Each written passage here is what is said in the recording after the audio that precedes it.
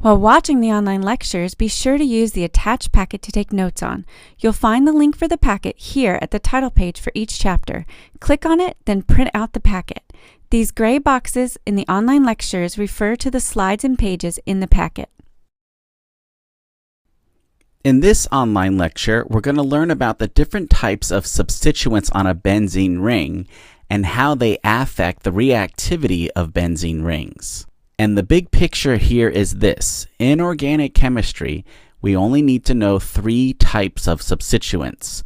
One are what's called the ortho-para-directing activators. 2 are called the ortho-para-directing deactivators. And 3 are the meta-directing deactivators. If we're going to react a benzene ring that already has a substituent on it, the first thing we're going to want to do is classify the substituent as either type 1, 2, or 3 here. But we're also going to need to know why these substituents are classified this way. And this takes a little while to explain, but it's worth it. We will definitely be able to master this part of organic chemistry. The first thing I'd like you to know is that here, substituents affect the reactivity of benzene. Notice that's stated here in the names of these classifications. Notice we have terms like activators or deactivators. Another important truth that we have to understand is that substituents on benzene also affect the orientation of other substituents being added in a reaction. This is also stated in the names of these classifications. That's what this part is for, ortho-para-directing, meta-directing. We're going to make sense of all of this very soon. So let's take apart each classification and really understand it, and why not, let's start with number 1 here, the ortho-para-directing activators. Let me first start out by giving you the list of them. Here's what they look like. If we see any of these kind of groups on a benzene ring, we're going to know right away that they are ortho-para-directing activators. But many orgo textbooks and professors want you to know why this is the case. Well, let's just use one as an example here, NH2, and let's look at him in depth here and see why he would be an ortho-para-directing activator and what that means. First, some vocab though. If you remember, we talked about this in a previous online lecture, and that is the inductive effect. You don't have to go back to watch that though. I'll remind you here what it means. The inductive effect is the withdrawal or donation of electrons through a sigma bond. So for instance, let's look at our substituent right here. Notice the nitrogen is directly connected to the carbon in the benzene ring through a sigma bond. And because nitrogen is more electronegative than carbon, then the electrons in that bond would be pulled away from the benzene ring and towards the substituent. So that means NH2 as a substituent has a withdrawing inductive effect. Let's put that off to the side here for a second, and let's look at another effect. This one is called the resonance effect. And this is the withdrawal or donation of electrons through a pi bond. Let's see if NH2 has a resonance effect and determine which way it would be going. In order to do that, we have to think about resonance structures here. What resonance move can we make? Well, remember we learned previously about resonance structures that were allowed to move lone pair electrons and pi electrons. And one of the many moves that we learned here was that lone pair electrons could move towards a pi bond like this. If these electrons were to move in this fashion, we would end up with this resulting resonance structure right here. Notice what has happened here. We've created now a pi bond between the carbon in the benzene ring and our NH2 substituent. And what I'd like you to notice here is look at the direction of these resonance arrows. They're pointing towards the ring from the substituent, which means that NH2 as a substituent has a resonance donating effect here in red. If you're having trouble seeing this, don't worry, I'll show you examples of withdrawing resonance effects. But just to be sure here, we're saying the resonance effect is donating because the resonance arrows that we draw are going from the substituent towards the benzene ring. So let's put that off to the side here. And what we've just determined so far is that the NH2 substituent has a withdrawing inductive effect, but has a donating resonance effect. And let's denote that by I and R here. And here's something that's very special about these particular substituents. When you compare their inductive and resonance effect, you'll find that the resonance effect is greater than the inductive effect. Now, how do we know this? We can't know that just by looking at the substituent. This is determined in the lab by performing the reaction and testing their relative resonance and inductive effects. So this particular part of this lecture, we're simply just memorizing. So imagine this for a second. Let's say we were to add these two effects together. What would be the overall net movement of electrons? Well, since again, resonance is more powerful than inductive, and inductive is going away from the ring, and resonance is going towards the ring, then overall, we would say the NH2 substituent is electron donating. Now, let's think about this for a second. What would this do to the reactivity of this benzene ring? Well, let's review here. Let's go back. Do you remember when we were learning our benzene reactions, the big reaction we learned was electrophilic aromatic substitution.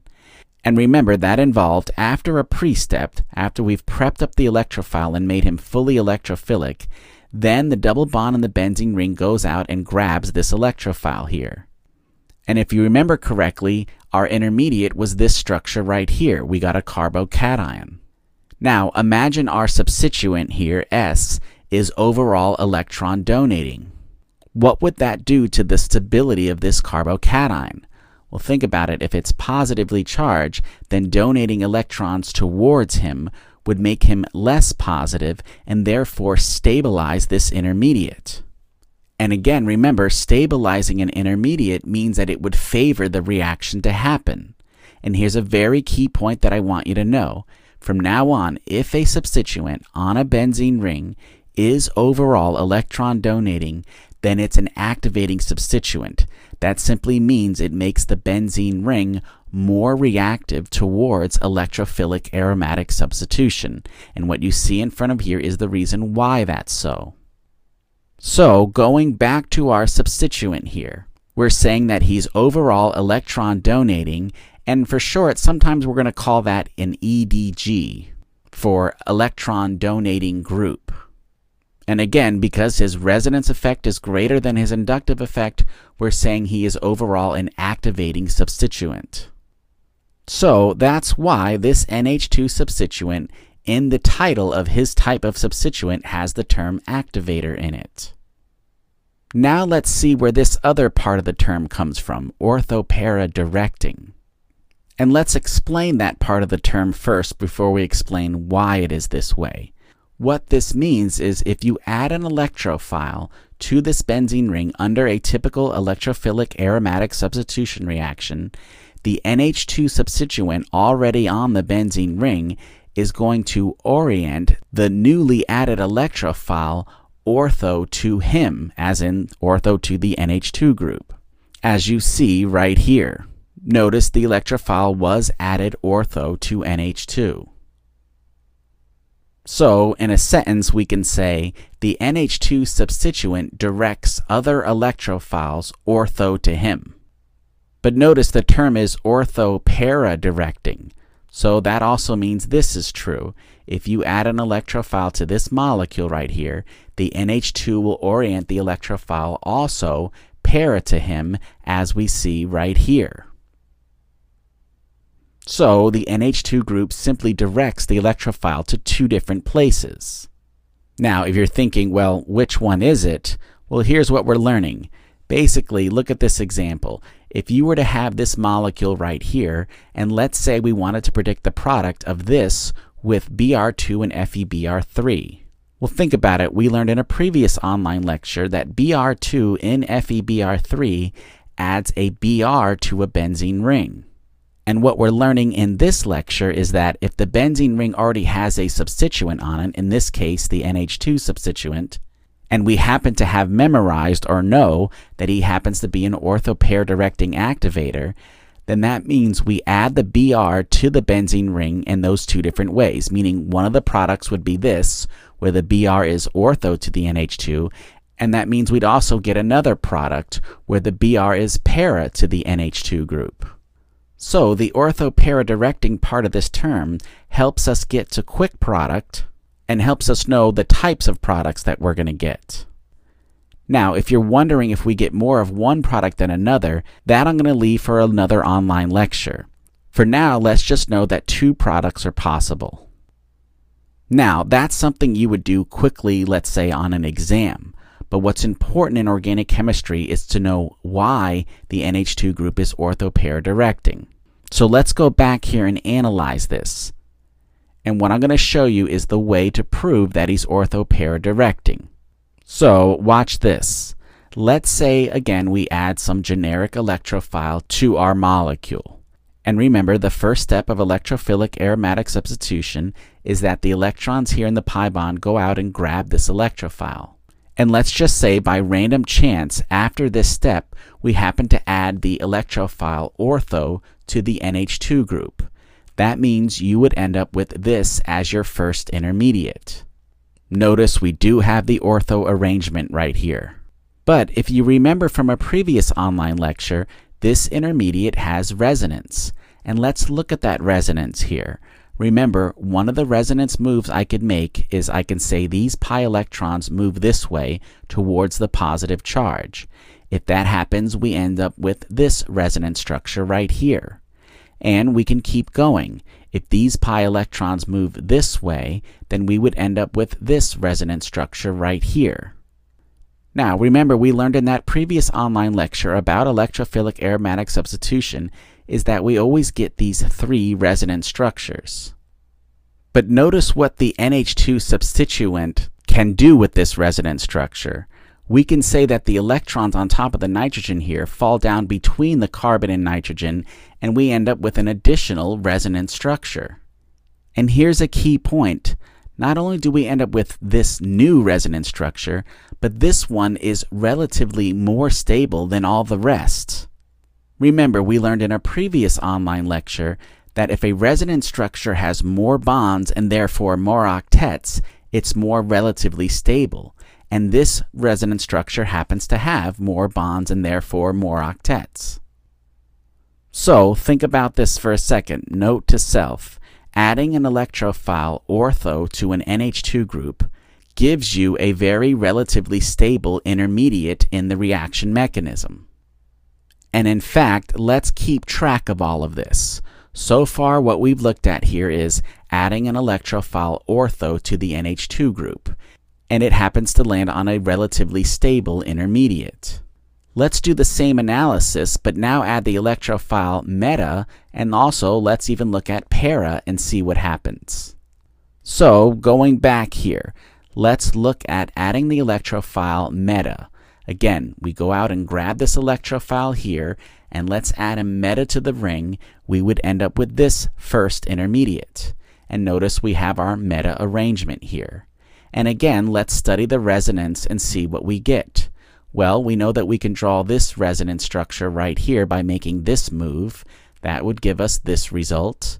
We can do that move again by moving these pi electrons this way.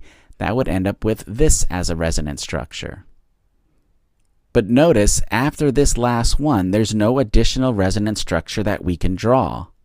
And also notice that the positive charge in the benzene ring never landed on the carbon that's bearing the NH2, which means with these resonance structures, we never land on that relatively stable structure like we did when we add the electrophile ortho. So again, let's put this in the big picture of what's going on right here. So far, we added meta and ortho, and this is what we have. The last thing we should do is let's add the electrophile para and see what happens. So again, let's isolate that here. First step of the mechanism, the pi electrons come out, grab this electrophile. We're going to add it para, and we can see right here that we have that nice para arrangement. And then now let's look at the resonance moves here. Again, we can move these pi electrons this way, and that would get us to this resonance structure right here. And notice right away what happened. The positive charge is now on the carbon bearing the NH2 group, which means I can do this resonance move. The electrons on top of the nitrogen can fall down here, and we end up with this. And notice there it is, our relatively stable resonance structure. Now, since we're doing a complete analysis here, there is actually one more resonance structure that we can draw. If you go back to the second resonance structure right here, we can also say that these pi electrons move this way, like this. The result of this resonance move would be this resonance structure right here. So again, let's place this in the big picture of what's going on here. When we add our electrophile, and remember the only options are ortho, meta, or para, these are the intermediates that we get.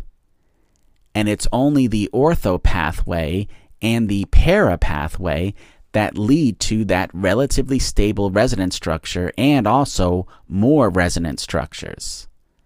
And remember, a very important principle in organic chemistry is that if an intermediate in a mechanism is more stable, then it favors the pathway of that mechanism. So that means that the electrophile added to a benzene ring with an NH2 group would prefer to add ortho or para because it's the more stable pathway than going in the meta direction. And that's why the NH2 substituent is ortho-para directing. And that's why, remember, when we did this example problem, we got these two products as the two possible products. We got the ortho here, and we got the para.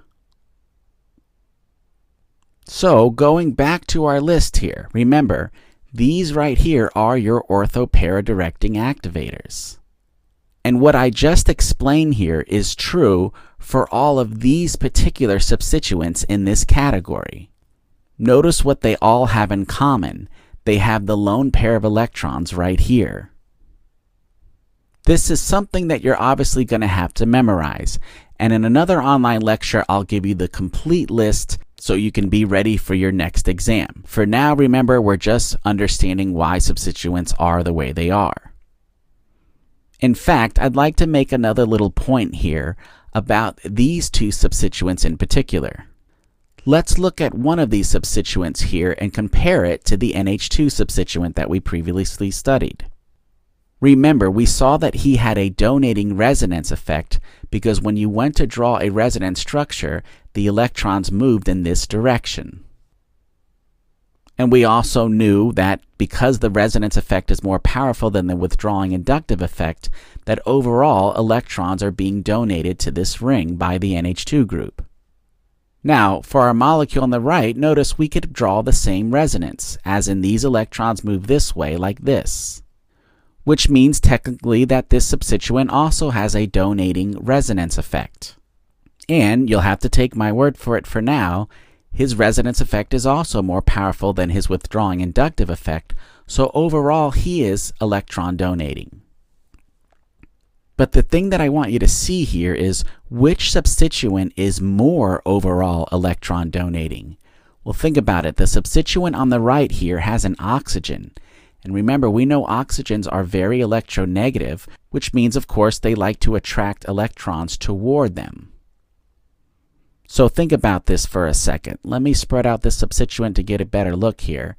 You can also technically draw this resonance structure. You can say the electrons on the nitrogen, instead of dropping down towards the benzene ring, they could also move this way like this, and the pi electrons here could jump up on the oxygen.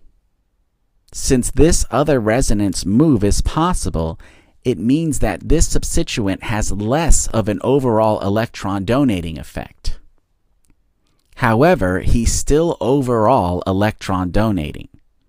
The point that I want to make here is that even within the same classification, again, going back to our substituents here, some are going to be more overall electron donating than others within the same group. Which means out of this group, these two are not as electron donating as, for instance, the NH2 group. Again, in a later online lecture, I'll give you a complete list of all the substituents and who's most to least most activating. So for now, just know that this is possible. Now, one last thing to talk about concerning this classification is that these substituents in this group don't behave the same way as the others. But they're still, of course, ortho-pair directing activators, but they are for different reasons. So let's get a close-up look at these substituents. How do they make the ring more reactive, and why are they ortho-pair directing? And let's be more specific here. Remember, an R group in organic chemistry is any carbon group, so let's make this a methyl right here. Now, to understand this, you might want to review the concept of hyperconjugation. We talked about this in a previous online lecture. And what we would see here is that through hyperconjugation, the methyl has the ability to donate electrons to the benzene ring. So, in a sentence, we can say that methyls donate electrons to benzene rings via hyperconjugation. But what about a resonance effect or an inductive effect? Well, remember, the inductive effect is not valid here because the carbon in the substituent and the carbon in the benzene ring are the same atom, so there's no difference in electronegativity.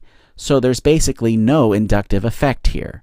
And when it comes to resonance effect, since we can't make any resonance moves from the methyl substituent, then we would say this substituent has no resonance effect.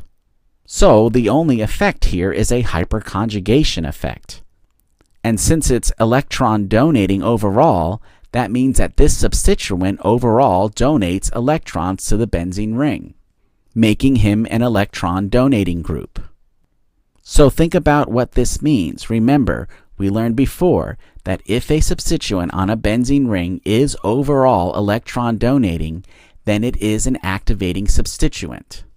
So that's why he's in this category as an ortho-pair directing activator. Again, he makes benzene more reactive. But what about the ortho-para directing part? Well, again, in order to understand this, we have to do that same analysis. Let's again start with our molecule right here. Let's add an electrophile in the 3 different ways and see what kind of resonance intermediates we get. Well, first, let's say the electrophile adds to this ring in an ortho position to that methyl. We would end up with this right here as a result. And let's study the resonance. We can say that these pi electrons move this way, like this, giving us this resulting resonance structure, and we can keep going by saying these pi electrons move this way to give us this resulting resonance structure. And notice what happened here. The carbocation right here lands on the carbon that bears the methyl substituent. And think about what that means. What kind of carbocation is that? If you look carefully, you'll see that he has 3 carbons directly attached, so that's a tertiary carbocation. And if you remember from a previous online lecture, tertiary carbocations are more stable than secondary, which are more stable than primary. So since adding the electrophile ortho, we end up with a resonance structure that has a tertiary carbocation, we're calling this our relatively stable resonance structure out of the 3 here. And if you remember correctly, tertiary carbocations are more stable because of hyperconjugation. So it's really hyperconjugation that's explaining why methyl groups are activating and why, we're going to see in a few minutes, they're ortho-pair directing. So let's hold on to this. Let's look at big picture here. So far we added ortho, and remember we ended up with that relatively stable structure here. Now let's add the electrophile meta and see what happens, and of course para. So going back here, let's say our electrophile adds to the benzene ring, in this case meta to him, we would end up with this first intermediate. And let's do our resonance moves. Again, we'd say the electrons could move this way. We'd end up with this as a resulting resonance structure. We could then keep going by saying these pi electrons move this way, and we end up with this as a resulting resonance structure. But notice what happens here.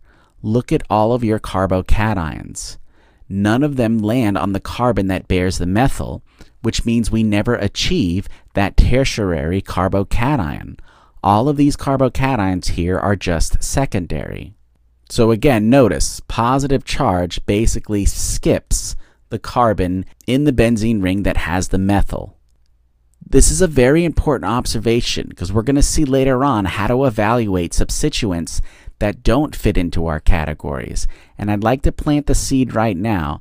This means that if you add an electrophile meta to a substituent, a positive charge will not land on the carbon bearing the substituent.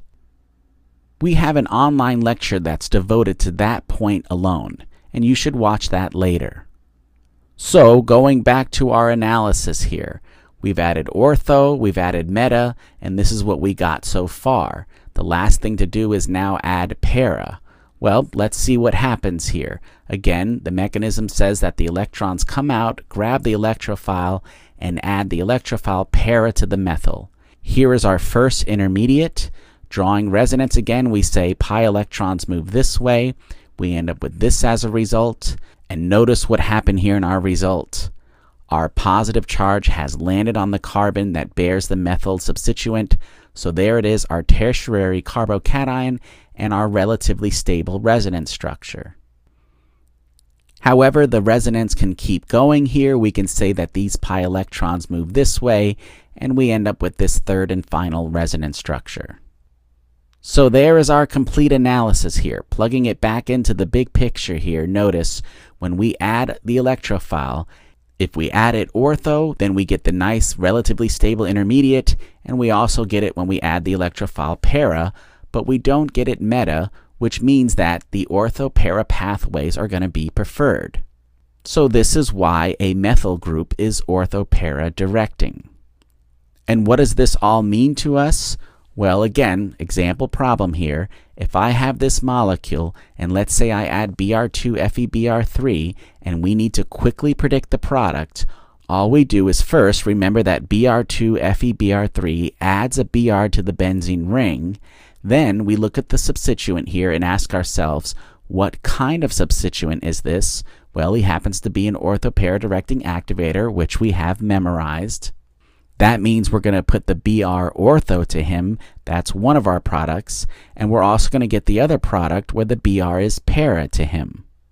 This is technically our quick product method on an orgo exam. Now, some of you might be wondering, if we're just going to memorize this, why do we care about all that other why stuff? Well, here's the thing. A very good organic chemistry tests not only has questions like this, where you're just asked to get the quick product, but sometimes professors will give you a substituent that you might not have seen before and ask you if it's ortho-para directing. The only way you can do that is if you analyze the substituent in the way that we just did here. So that's why I'm taking the time to explain the analysis of substituents. And again, later on in another online lecture, I'll talk about how to evaluate a substituent that's not in one of your categories. So this basically completes the reasoning behind these ortho-para directing activators. So part of what we learned in this lecture is a way to analyze substituents, but we're also learning that we should just memorize which substituents fit in this category so we can perform quick products. And remember even the bigger picture. This is just one type of substituent out of 3. In the next online lecture, we'll break down 2 the ortho-para directing deactivators.